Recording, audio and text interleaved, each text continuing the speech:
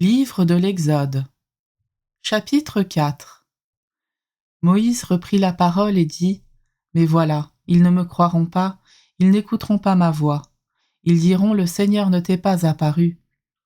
Le Seigneur dit : Que tiens-tu en main ?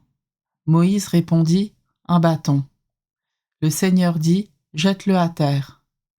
Moïse le jeta à terre, le bâton devint un serpent, et Moïse s'enfuit devant lui. Le Seigneur dit à Moïse : Étends la main et prends-le par la queue. Il étendit la main et le saisit. Dans sa main, le serpent redevint un bâton. Dieu reprit : Ainsi croiront-ils que le Seigneur t'est apparu, le Dieu de leur père, Dieu d'Abraham, Dieu d'Isaac, Dieu de Jacob. Le Seigneur dit encore à Moïse : Mets donc la main sur ta poitrine. Il mit la main sur sa poitrine, puis la retira, et sa main était lépreuse, blanche comme neige.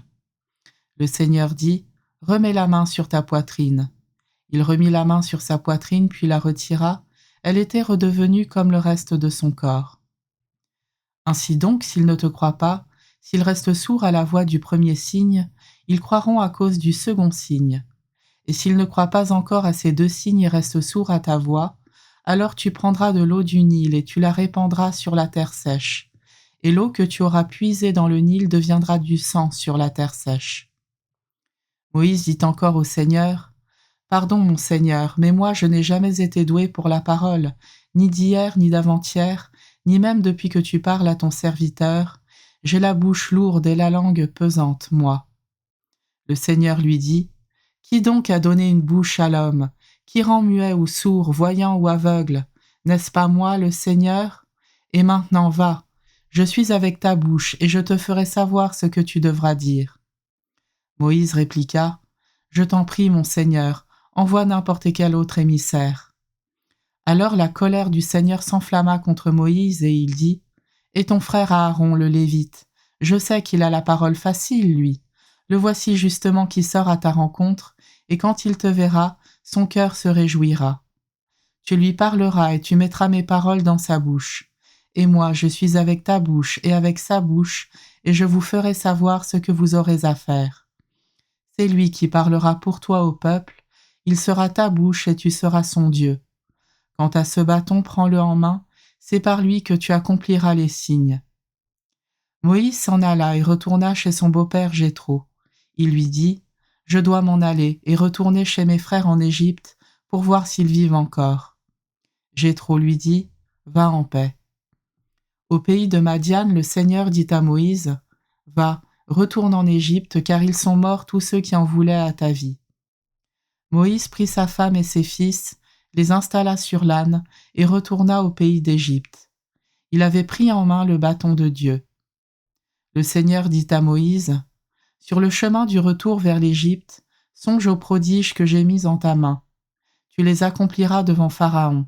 Mais moi, je ferai en sorte qu'il s'obstine et il ne laissera pas le peuple s'en aller.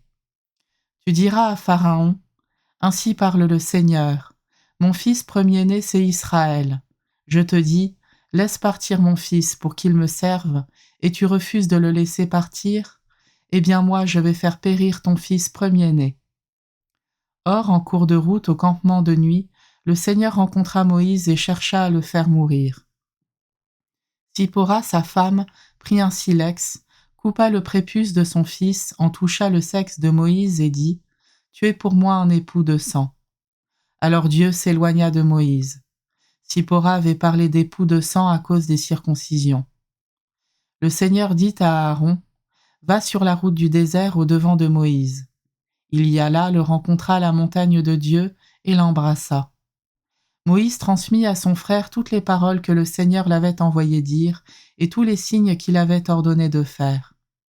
Moïse et Aaron se mirent en route et réunirent tous les anciens des fils d'Israël. Aaron redit toutes les paroles que le Seigneur avait adressées à Moïse, et il accomplit les signes sous les yeux du peuple.